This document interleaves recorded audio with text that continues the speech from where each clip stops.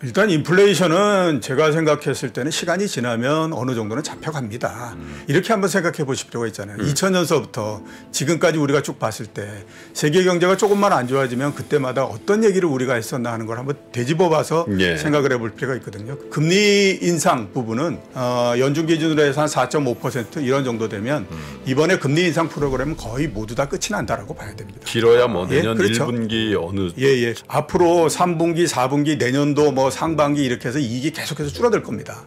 근데 그 줄어든다라고 하는 것이 과연 주가를 끌어내리는 역할을 할 거냐? 그건 아니다라고 하는 거죠. 이미 반영돼 있다. 예, 그렇죠. 이미 반영됐기 때문에 주가가 올라가지 못하게 만드는 역할을 하지 주가를 끌어내리는 역할을 하지는 않는다라고 하는 거예요. 그렇게 이제 굉장히 낮아지고 했을 때 공포가 더 커지기 때문에 이게 주식을 산다는 것이 굉장히 어렵다라고 생각하는 거죠. 근데 그럴 때 사야 주식을 가지고 돈을 벌 수가 있습니다. 자, 그러면 오늘 이종우 이코노미스트님과 함께 우리 시장에 대해서 갖고 계신 뷰를 한번 또 살짝 저희가 엿보는 시간 갖도록 하겠습니다. 이종우 이코노미스트님 어서 오십시오. 예, 어서 오세요. 네. 오랜만에 뵙겠습니다. 예, 오랜만에 뵙겠습니다. 한 반년 되셨나요? 아니, 근데 뭐 저는 뭐 다른 프로그램에서 몇 번 했는데 여하튼 올해 투자도 해오시고 네. 그죠? 투자는 안 했고요. 올해 분석. 네, 분석을 해오셨는데 이게 정기적으로 이렇게 뭐 위기 같은 게 오는데 요즘이 그런 정기성을 띈 위기 국면이라고 얘기하는 분들이 많이 늘었어요. 네, 그렇죠. 그죠? 애초에는 이거 위기는 아니야 뭐 이렇게 얘기를 했는데 우리 이종우 센터장님은 어떻게 보고 계신가요? 글쎄요, 우리가 한국 경제에 대해서 자신이 없어서 그런지 어떤지 모르지만 계속해서 나쁠 때마다 위기설이라고 하는 것이 계속 그렇죠. 나왔잖아요. 예. 그게 이제 왜 그럴까라고 생각을 해보면요. 저는 그렇게 생각을 하거든요. 외환위기가 났을 때 그 많은 언론들이 이런 생각을 했어요. 우리가 외환위기를 먼저 알아서 그걸 사람들한테 얘기를 하고 그렇게 해서 이걸 우리가 피할 수 있게 했어야 된다라고 하는 그 원죄의식을 지금까지도 갖고 있는 거예요. 그렇죠. 그러니까 항상 조금만 어려울 때마다 우리가 하는 얘기가 뭐냐면 경기가 침체되고 그다음에 위기가 발생한다. 그 위기는 이런저런 형태로 해서 뭐 외환위기가 될 수도 있고 금융위기가 될 수도 있고 이러면서 이제 위기 이런 얘기를 굉장히 많이 하거든요. 그게 지금도 계속되고 있다. 일종의 트라우마 같은 것들. 이런 그 생각이 드는데 과연 위기가 될 것인가 하는 부분들에 대해서 우리가 한번 생각해 보면요. 저는 경기 침체는 있을 수 있다라고 생각을 하는데 그 위기가 발생하거나 이런 거는 그렇게 쉽지는 않다. 뭐가 그렇게 구분하는 겁니까? 위기와 침체. 그러니까 이제 침체는 기존에 이제 경기가 쭉 진행되다가 예년에 비해서 성장이나 이런 것들이 굉장히 많이 둔화돼서 경기가 나빠지는 국면을 얘기를 하는 거고요. 위기는 이제 그거 플러스 해가지고 오히려 이제 그 완전히 어떤 상황 자체가 완전히 뒤집어지는 형태가 되는 시스템이 거죠. 작동하지 그렇죠. 않는. 이제 외환위기 같은 경우는 외환 유동성이 부족해서 나오는 일이고 그다음에 금융위기 같은 경우는 금융기관 자체가 문제가 생겨서 이게 이제 그 경제 시스템 문제가 되는 거고 이런 형태가 되는 거거든요. 그런데 지금 막 이렇게 한번 생각해 볼 필요가 있죠. 우리나라가 위기가 발생한다라고 하면 그 전단에 있는 나라들은 어떻게 될까라고 하는 거 생각해 보면요. 정말 유럽 같은 데는 쑥밭이 될 거다라는 생각이 저는 들어요. 오히려 우리나라보다 그렇죠. 유럽이. 그러니까 지금 우리가 많이 얘기하는 것이 이제 영국이 굉장히 안 좋다 이런 얘기 많이 하잖아요.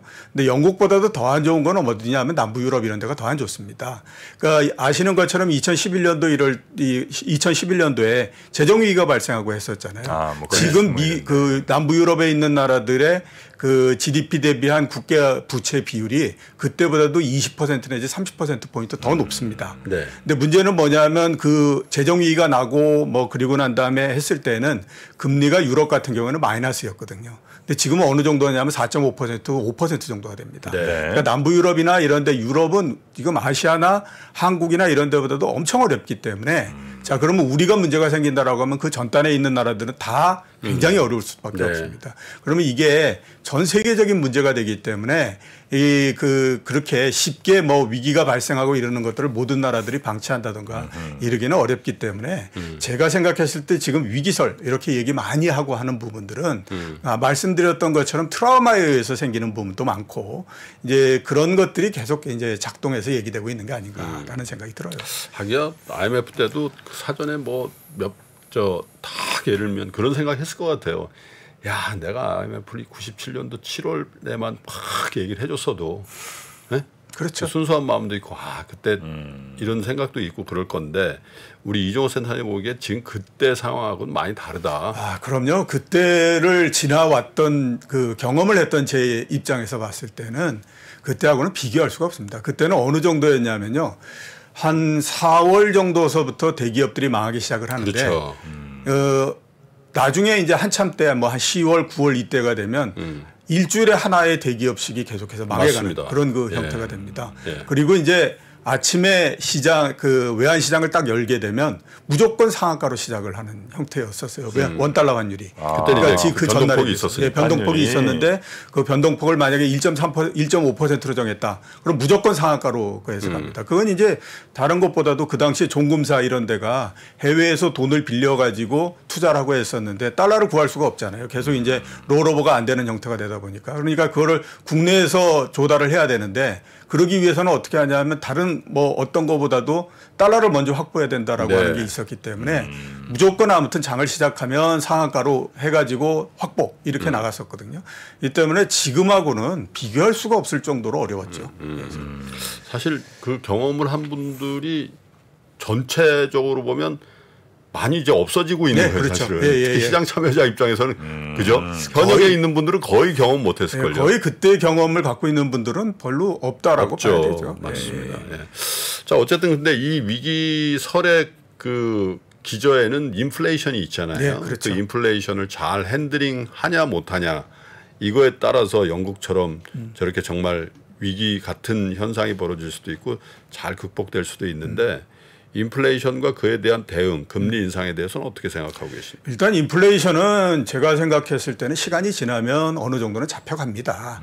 그거 왜 재현은 그렇게 확신을 하냐 하면요. 이렇게 한번 생각해 보실 필요가 있잖아요. 2000년서부터 지금까지 우리가 쭉 봤을 때 세계 경제가 조금만 안 좋아지면 그때마다 어떤 얘기를 우리가 했었나 하는 걸 한번 되짚어 봐서 생각을 해볼 필요가 있거든요. 그때 어떤 얘기들을 했냐면 이렇게 경제가 안 좋으면 디플레이션으로 세계가 빠진다. 그리고 일본 보지 않았느냐. 디플레이션이라고 하는 것이 얼마나 무서운 일인데 이런 얘기를 굉장히 많이 했어요. 그걸 지난 20년 동안 우리가 계속해 왔던 얘기입니다. 그러면 그 얘기를 왜 계속했을까라고 생각해 보면요. 지금 전 세계 경제는 인플레이션보다는 디플레이션이 생길 수 있는 토대 위에 서 있다라고 하는 겁니다. 그게 이제 올해 같은 경우에는 작년도 재작년도를 비롯해서 워낙 많은 유동성을 풀고 뭐 이렇게 그다음에 또 중간에 보면 이제 뭐 공급난도 있고 또 뭐 지금은 구조적인 부분도 있고 뭐 이러면서 이제 생겼던 문제들 때문에 이게 올해까지 굉장히 이제 그 물가가 상승하잖아요. 근데 기본적인 구조 자체가 그렇게 물가가 높게 올라갈 수 있는 구조가 아니기 때문에 이게 오래 갈 수가 없는 거예요. 그렇기 때문에 1970년대 중반 이후를 많이 얘기하는데 그때하고 지금하고는 일단 구조 자체가 다르거든요. 그런 부분들을 우리가 하나 감안해야 되고 두 번째는 뭐냐면 이제 뭐 에너지나 이런 것들은 어느 정도 지금 이제 가격이 조금 그 떨어졌잖아요. 죽어 있는 형태인데 이제 많이 얘기하는 것이 구조적인 부분들에서 미국의 렌트비가 많이 올라가고 그다음에 또 뭐 인건비가 많이 올라가고 이런 얘기 하잖아요. 렌트비는 이미 보면 미국의 이 부동산 가격 상승률도 꺾여서 내려오는 형태이기 때문에 많이 꺾였다고요. 시간이 지나면 이 부분도 어느 정도 진정이 된다라고 하는 겁니다. 그런 측면에서 봤을 때는 일단 아무튼 뭐 내년 정도 들면 이게 좀 낮아질 걸로 보이고 피크는 이미 지난 것 같은데 이게 사람들이 물가에 대해서 가지고 있는 또 하나의 공포가 뭐냐면 원래의 생각은 올해 중반 정도의 피크를 치고 나면 그다음에 빠른 속도로서 내려올 거다라고 생각을 했잖아요. 근데 피크는 친 것 같은데 빠른 속도로서 내려오는 것이 아니라 8%에서 갇혀서 옆으로 기고 있는 형태이거든요. 그러니까 이게 원래 생각했던 거하고 다른 모양이 되니까 이런 이제 그런데 앞으로 이런 모양 같은 경우에는 8%를 뚫고 밑으로 좀 내려오기 시작하면 그 다음부터는 굉장히 빠른 속도로서 내려오는 형태로서 바뀌는 거죠. 그렇기 때문에 크게 뭐 걱정하거나 그러지는 않고요. 금리 인상 부분은 올해 연말에 연준 기준으로 해서 한 4.5% 이런 정도 되면 이번에 금리 인상 프로그램은 거의 모두 다 끝이 난다라고 봐야 됩니다. 길어야 뭐 내년 1분기 어느 지점. 그렇기 때문에 그 이후에는 뭐 금리를 쭉 올리다가 어느 날 갑자기 또 금리를 막 내릴 수는 없잖아요. 그러니까 올리다가 내년도 뭐 이렇게 해서는 옆으로 이렇게 높은 수준에서 쭉 옆으로 가는 건 있어도 거기에서부터 뭐 더 올라가 가지고 금리가 계속 문제가 되고 이러는 일은 발생하지 않는다라고 봐요. 자기야 그러고 보니까 올해도 이제 뭐 두 달. 10월도 뭐 거의 다 지났으니까. 2달 남은 거라고. 그러니까 사실 뭐 내년 1분기 얘기하지만 불과 이제 몇 달 있으면 한 2달 지나면 이제 내년 1분기가 오니까 이제 거의 다 돼 간다라는 예, 게 그렇죠. 이제 이종호 센터장님 말씀이신데 네. 그러면 어떻게 해요? 이제 기업들 실적만 웬만하면 이제 주식 사도 됩니까? 실적 얘기를 좀 해볼까요? 네, 실적은 이제 뭐 이번에 삼성전자 나온 거 보면 한 10조 정도로 해서 줄어들고 했었잖아요. 저는 2분기 뭐 이렇게 했을 때 3분기서부터는 실적이 안 좋아질 거다라는 생각을 했어요. 그거는 뭐 다른 것보다도 애널리스트들이 얼마를 예측했다 이런 것보다도 주가를 보면 알 수가 있습니다. 그러니까 삼성전자 하나 보고 우리가 하나를 가지고 한번 얘기를 해보면요. 자, 그 원래 생각했던 대로 뭐 15조 정도의 이익이 발생했다가 한 뭐 14조 정도로 줄고 이렇다라고 하면 주가가 이렇게 떨어지지 않거든요. 그러니까 5만 원 이렇게 해서 떨어지는 거는 기업 이익이 상당히 많이 줄어든다라고 하는 거에 대한 모양을 보여주는 겁니다. 네. 그렇기 때문에 지금 이제 기업 이익이 줄어들고 있는 거고 그건 삼성전자뿐만 아니라 다른 기업들도 거의 대부분 다 마찬가지일 거다. 네, 어딘 뭐 적자난다는 라는 얘기도 생각이 나오고 들어요. 하니까. 예. 자, 근데 우리가 기업 이익이 줄어드는 부분들을 과연 주식시장이 얼마만큼 견딜 수 있을 것인가 하는 거에 대해서 한번 생각을 해봐야 되잖아요. 거꾸로 돌아가서 2011년서부터 2015년도까지 주가가 2,000포인트를 경계로 해가지고 위아래로 계속 왔다 갔다 하는 국면을 5년, 6년 동안 계속합니다. 예. 그때 우리나라 상장 기업들의 영업이익이 얼마였냐면 100조에서 110조 정도였어요. 작년도에 우리나라 상장 기업의 영업이익이 242조거든요. 네. 그럼 거기에서부터 50% 감익을 한다라고 하더라도 120조입니다. 그럼 과거 100조에서 110조 정도일 때의 주가가 2,000포인트를 중심으로 왔다 갔다 했는데 그렇죠. 50% 감익을 해서 120조가 된다고 하더라도 역시 마찬가지로 지금 보면 주가가 2,200포인트밖에 안 하잖아요. 예. 그러니까 앞으로 3분기, 4분기, 내년도 뭐 상반기 이렇게 해서 이익이 계속해서 줄어들 겁니다. 근데 그 줄어든다라고 하는 것이 과연 주가를 끌어내리는 역할을 할 거냐. 그건 아니다라고 하는 거죠. 이미 반영돼 있다. 예, 그렇죠. 이미 반영돼 있기 때문에. 그러면 이익이 줄어드는 부분들은 어떤 역할을 할 것이냐 하는 걸 보면 주가가 올라가지 못하게 만드는 역할을 하지 주가를 끌어내리는 역할을 하지는 않는다라고 네. 하는 거예요. 이 때문에 지금서부터 이익이 감소하고 3분기 실적이 안 좋고 애널리스트들이 생각하는 것보다도 훨씬 더 안 좋고 이런 수치가 나오지만 그 수치 자체가 주가에 굉장히 치명적인 역할을 해가지고 주가를 끌어내리고 이러는 걸 하지 않기 때문에 네. 그 당분간은 기업 이익이라고 하는 것이 주가에 미치는 영향은 극히 미미할 거다. 이렇게 저는 생각을 하고 있습니다. 그럼 어떤 걸 봐야 됩니까? 지금 현재로서는 이제 가장 중요한 부분들은 뭐냐. 이미 금리도 어느 정도 상당히 올라왔잖아요. 네. 그러니까 금리에 대해서 어느 정도는 지금 내성을 갖고 있는 그런 상태입니다. 그러니까 뭐 이번 같은 경우에 보면 막 FOMC 회의가 열리고 난 다음에 그다음에 또 물가가 나오고 난 다음에 이게 뭐 죽어 나갈 거다 이렇게 했지만 그렇지 않잖아요. 지금에서 이제 시장이 가장 두려워하고 있는 건 뭐냐면 틀림없이 내년도에 경기가 둔화된다. 근데 그 둔화되는 정도가 도대체 어느 정도일 건가? 네. 이게 진짜로 견딜 수 있을 만한 건가? 아니면 전 세계적으로 경제 성장률이 마이너스 5% 정도 되고 이런 형태가 돼버릴 거냐? 그거에 대한 두려움을 갖고 있기 때문에 그래요. 그래서 오히려 지금이 미국 경제가 상당히 좀 둔화되는 형태가 된다라고 하면 시장의 두려움은 이만큼 커지지 않죠. 근데 지금까지 보면 미국 경제는 실제적으로 나오는 수치가 괜찮은 형태거든요. 예. 그러니까 아직까지 경기가 둔화되거나 그런 상태는 아니에요. 그런데 내년도에 이게 남아있는 형태가 되니까 사람들이 도대체 이게 경기가 얼마만큼 둔화될 건가 하는 거에 대한 두려움. 이게 굉장히 큰 상태거든요. 그렇죠. 그러니까 제가 봤을 때는 그 부분이 가장 키포인트고 그거에 대한 어느 정도의 사람들한테 안도감만 줄 수 있다라고 하면 시장이 그렇게 흔들리거나 그러지는 않는다라고 봐야 되죠. 네, 그러니까 실적 말고 그러면 경기에 대한 사람들의 우려를 우리가 보고라는 말씀이신가요? 예, 그렇죠. 그건 어떻게 우리가 확인할 수 있어요? 일단 뭐 앞으로 이렇게 이제 경제 수치가 쭉 나올 거잖아요. 네. 그거를 보고 일단 판단을 해야 되는데 지금 이제 시장에서 우려하는 건 앞에서 제가 말씀드렸던 것처럼 내년도에 미국 경제를 포함해서 이런 것들이 마이너스 경제 성장을 할 뿐만 아니라 그 마이너스 경제 성장률이 굉장히 깊을 거다라고 생각을 하는 거거든요. 네. 근데 이제 올해 말 내년 초 이렇게 해서 지표가 쭉 나오는 걸 보면 경기는 틀림없이 둔화되고 하는데 그 정도까지 이렇게 마이너스 성장이 커지거나 그러지 않을 거다라고 생각하면 그때는 이제 진정이 된다라고 봐야 되죠. 그러니까 시중의 애널리스트들이나 분석가들의 전망이 더 이상 더 안 좋은 쪽으로 수정되지 않는 국면이 나올 거다 이렇게 보시는 거네요. 네, 그렇죠. 그러면 이제 센치멘탈도 좀 개선이 되고. 근데 지금은 좀 과매도 구간이라고 생각하고 계시는 거네요. 네, 저는 어느 정도는 그렇게 보고 있습니다. 이제. 근데 사실 우리 투자자 여러분들은 이종호 센터장이 그러면 와, 이거 워낙 보수적인 예. 그리고 워낙 이제 시장이 안 좋다라는 얘기를 워낙 많이 하신 분으로 이제 각인이 돼 있어서 예. 의외인데. 예, 그때마다 제가 이런 얘기를 합니다. 저는 제가 하고 싶은 얘기를 할 뿐입니다라고 얘기를 드리거든요. 그러니까 작년도 8월 달에 제가 시장을 보면서 그 생각이 들었어요. 주가가 3,300까지 올라왔는데. 작년 8월에? 예, 3,300까지 올라왔는데 여기에서 과연 더 갈 수 있겠느냐. 이게 뭐 쉽지가 않은 국면이다. 그래서 저는 그때는 아유, 이거 안 되겠다. 여기에서 일단 주식을 팔아가지고 이게 그 떨어지는 거에 대응하는 게 맞겠다라는 말씀을 드렸고 지금은 제가 봤을 때 그렇거든요. 거의 2,200 뭐 이렇게 내려왔는데 자, 여기에서부터 더 떨어진다라고 한번 해보죠. 그 얼마나 더 떨어지겠습니까? 그리고 그 더 떨어지는 부분들을 맨 마지막을 보겠다. 그렇게 해서 내가 뭘 해보겠다라고 하면요. 그건 나의 운을 한번 믿어보는 거지 나의 실력을 가지고 하는 거는 아니에요. 그래서 지금은 제가 생각했을 때는 이 정도 됐으면 이 정도 왔으면 됐다. 여기에서 뭘 더 그렇게 크게 내려간다고 뭐 그 하냐. 이게 마지막 까지를 다 보고 하겠다라고 하지 말라라고 하는 거고요. 그러니까 이제 주식 시장을 여기에서 이제 어떻게 판단할 거냐 하는 거를 가지고 우리가 생각을 해봐야 되는데 많이들 그런 얘기 하잖아요. 금리가 올라가고 하는 것이 멈추면 주가가 올라갈 수 있다. 그리고 금리가 안 올라가고 하기 위해서는 물가가 안정되면 된다. 이런 얘기 많이 하잖아요. 저는 지금 같은 국면에서 그 얘기를 딱 듣고 있으면요. 그거는 초등학생도 할 수 있는 얘기야. 이런 생각이 굉장히 많이 들어요. 왜 그러냐 하면 이렇게 한번 생각해 보죠.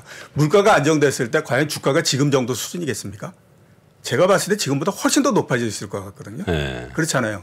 그러니까 이럴 때는 어떻게 주가를 판단하냐면 주가를 보고 주가를 판단해야 됩니다. 제가 두 개의 경우를 한번 가지고 말씀을 드릴게요. 1998년도에 러시아 모라토리움이 발생을 했습니다. 그때 8월 18일 날 러시아에서 모라토리움이 발생했는데 그 전해에 우리나라에서 외환위기가 발생을 했잖아요. 그렇죠. 그래서 주가가 300까지 떨어졌거든요. 거의 310에서 왔다 갔다 하고 있었는데 러시아가 모라토리움을 선언을 하니까 그때 어떤 생각들 했냐면 이제 모두 다 죽었다. 왜냐하면 아시아에도 위기가 났는데 유럽에 있는 신흥국도 전환리가 났으니 전 세계적으로 이렇게 해서 이제 난리 났다. 이렇게 생각했어요. 그래서 코스피가 300에서부터 200포인트 밑으로 내려간다라고 생각했거든요. 근데 모라토리움이 나고 하루 동안 밀어서 296포인트까지 내려갔다가 그다음에 거기에서 더 밀리지 않는 형태가 됐어요. 그게 왜 그러냐면 주가가 너무 낮아지면 사람들이 그런 생각을 합니다. 이 가격에서 파느니 내가 한번 버텨보겠다. 죽든지 살든지 끝까지 한번 가보겠다. 이 생각을 하게 되거든요. 그런 다음에 어떻게 되냐면 한 달 반 내지 2달 정도 지나서 주가가 굉장히 빠른 속도로서 올라갔어요. 똑같이 2000년도에 IT 버블이 터지고 했을 때 우리나라 주가가 1050에서부터 시작해서 480까지 후퇴를 했거든요. 그때의 나스닥 같은 경우에도 5050에서 시작해서 2300까지 떨어졌습니다. 그 당시에 모든 전 세계 시장은 나스닥만을 바라보고 있었거든요. 근데 나스닥이 2300까지 떨어진 다음에 1년 후에 1300까지 떨어지는데 우리나라 종합주가지수는 500포인트를 경계해서 옆으로 이렇게 쭉 갑니다. 1년 동안을 옆으로 밀고 가요.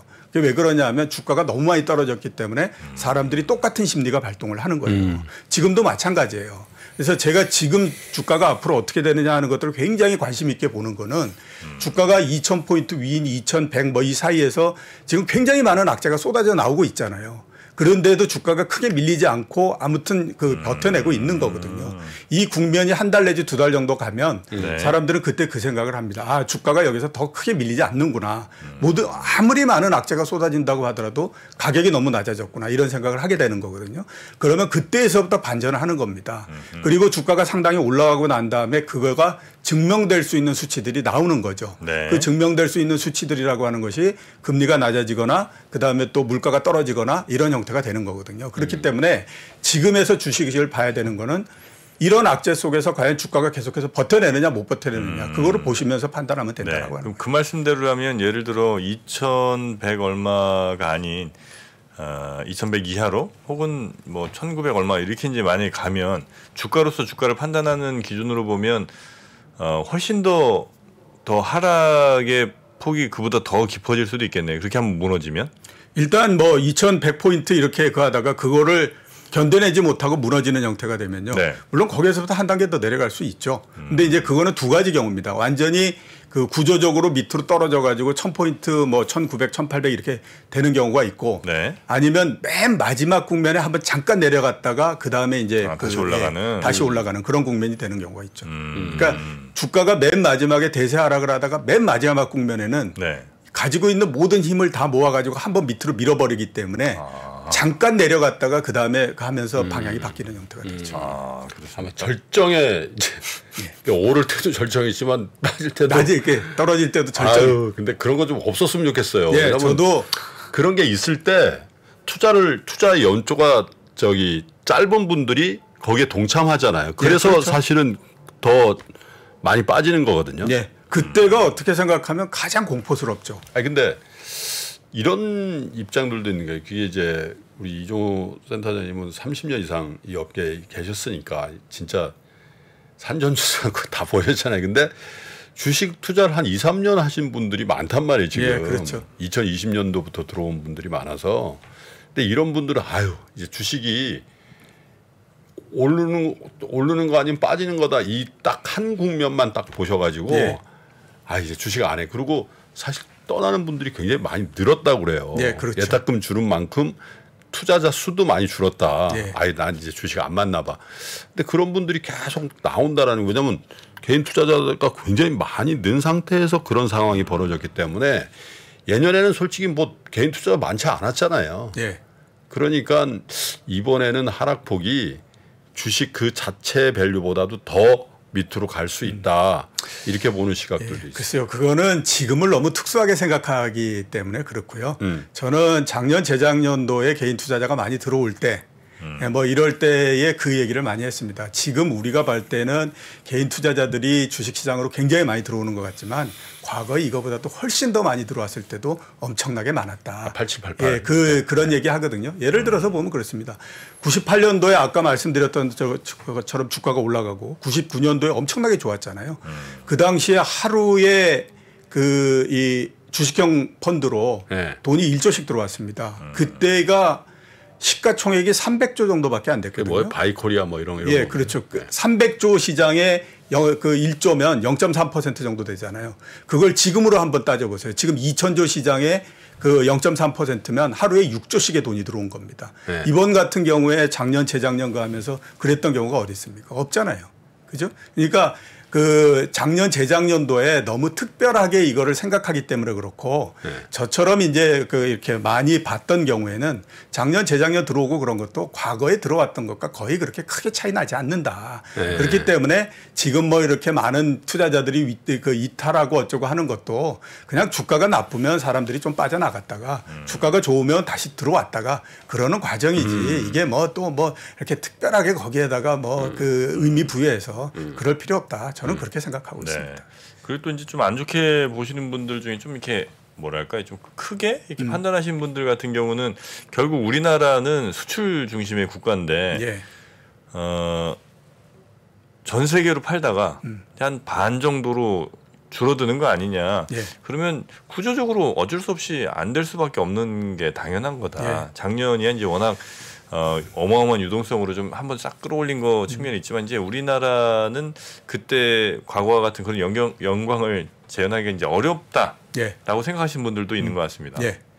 2000년도에 단어 하나가 유행을 했었는데요. 그 단어가 뭐냐면 넛크래크라는 겁니다. 그게 뭐냐면 이제 그 호두를 까는 그 기계 있잖아요. 이제 그건데 그때 이제 논리가 뭐였냐면 한국은 넛크래커에 이제 들어가 있는 호두와 같다 이 얘기를 합니다. 왜냐하면 일본은 계속해서 엄청난 경제력을 갖고 있고 그다음에 중국은 엄청나게 빠른 속도로서 발전을 하기 때문에 한국은 그 사이에 끼어가지고 이렇게 저렇게도 못하는 형태가 될 거다. 20년 전에 그 얘기를 굉장히 많이 했어요. 근데 20몇 년이 지난 지금에서 보면 한국이 그렇습니까? 절대 그렇지 않잖아요. 일본이 뭐 절절매고 막 이러는 거 하면서 한국은 그 당시보다도 엄청나게 많은 나라들과 많은 수출을 하고 그다음에 또 굉장히 많은 그 국민소득을 올리고 이런 형태가 됐잖아요. 그러니까 어려울 때는 어려운 것을 설명하기 위해서 그걸 이런저런 형태의 구조로서 막 얘기를 하고 한다라고 하는 거예요. 근데 그거가 과연 그렇게 의미를 부여할 수 있을 만한 건가?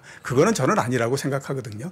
그러니까 그동안에 우리가 보면 뭐가 나쁘면 또 다른 대안을 가지고 항상 굴러왔잖아요. 그러니까 2000년대 들어서 중국이 이렇게 굉장히 큰 역할을 할 거다라고 하는 거에 대해서 생각하지도 못했는데 그게 된 것처럼 중국의 비중이 조금씩 줄어들게 되면 또 다른 곳에서 우리가 그거를 이제 계속해서 커나에 나간다라고 하는 거죠.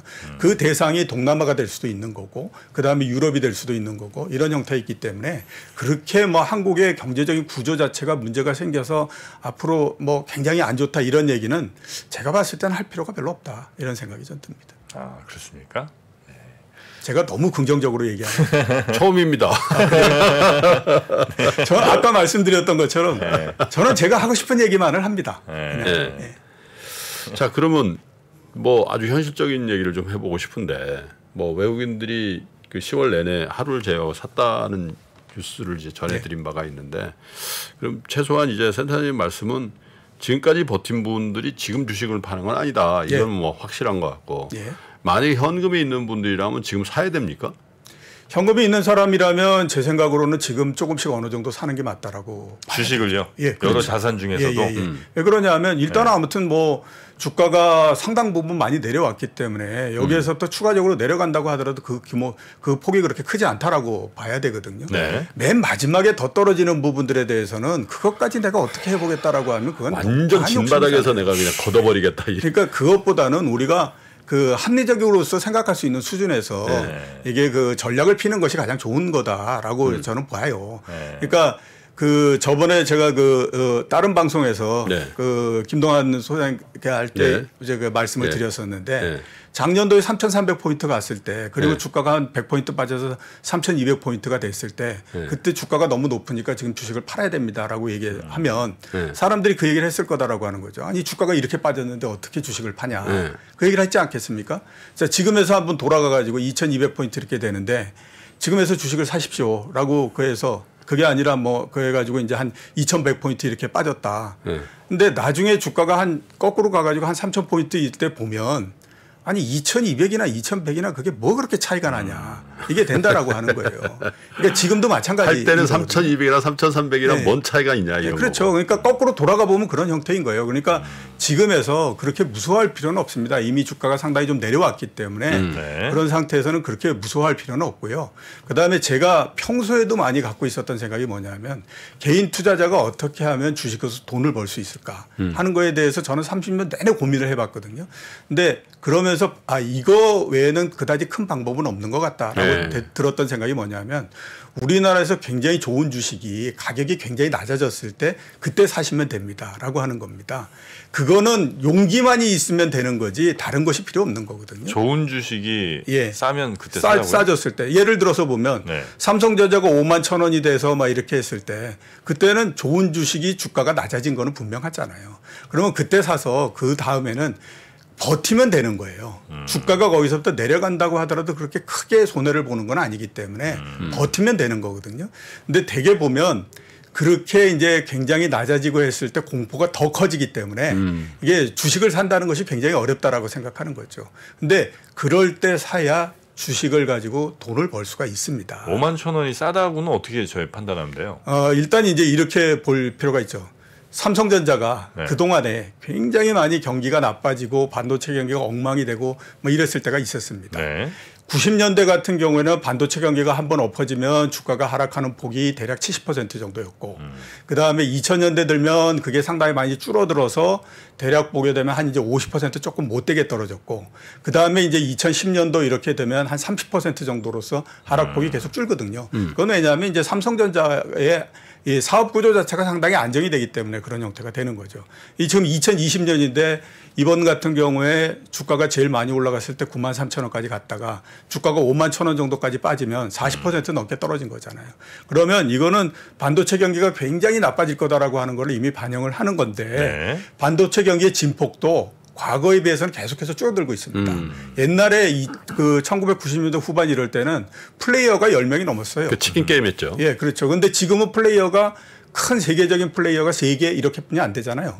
그러니까 당연히 보면 경기의 진폭이 줄어들 수밖에 없는 거예요. 그러면서 주가의 진폭도 줄어들 수밖에 없는 거예요. 그 사이에서 40% 정도 하락했다라고 하면 지금 정도에서는 내려올 만큼 내려왔구나. 여기서 추가적으로 더 내려간다고 하더라도 그건 뭐 어쩔 수 없는 거지 뭐 이렇게 생각을 해야 된다라고 하는 거죠. 너무 복잡하게 생각할 필요 없다. 예? 어? 투자는 주식이 심플하게. 주가가 다 반영하고 예. 있다라는 거 보시는 거네요. 예.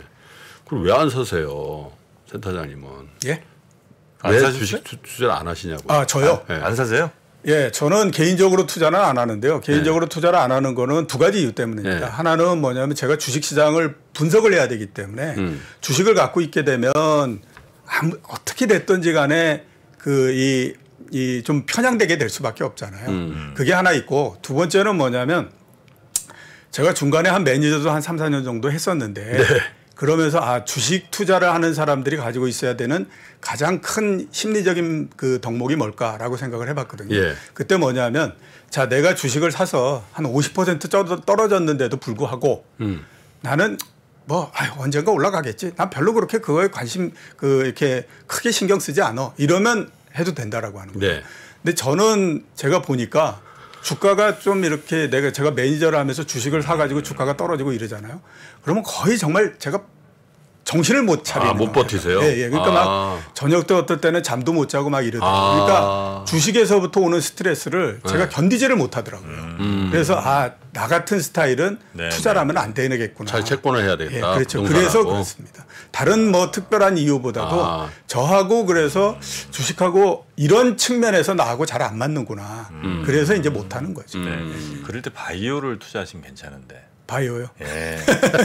바이오는 뭐 그런 걱정 자체 하루 이틀 하고 나면 끝입니다. 예. 예. 아니 그것도 정영진 씨처럼 마음이 이제 느긋한 분이나 하는 거죠. 네. 저 같은 경우에는 바이오고에서 주가가 쭉 올랐다가 막 이렇게 떨어지고 그러면요. 야 이거 이 회사 문 닫는 거 아니야? 뭐 이렇게 가기 때문에 저는 뭘 알아야 걱정을 하죠.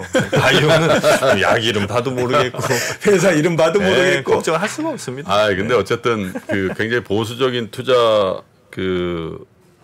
판단을 견지해 오신 이종우 전 센터장님이시죠. 이코노미스트께서 뭐 이렇게 복잡하게 뭐 이런저런 이렇게 오히려 심플하게 말씀해 주시니까 저는 이제 뭐 사실 업계 후배 입장에서는 이해되는 측면이 좀 있는 것 같습니다. 그게 사실 오랜 경험을 갖고 말씀하신 또 본인이 주식이 지금 제로예요.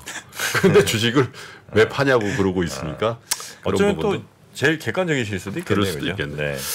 자, 오늘 시간 문제 때문에 시간 때문에 요 정도 하고요. 저희가 다음에 또 시장이 또 급변동이 있거나 그러면 또 한번 모셔서 말씀 듣도록 그렇게 하겠습니다. 감사합니다. 네, 감사합니다. 고맙습니다.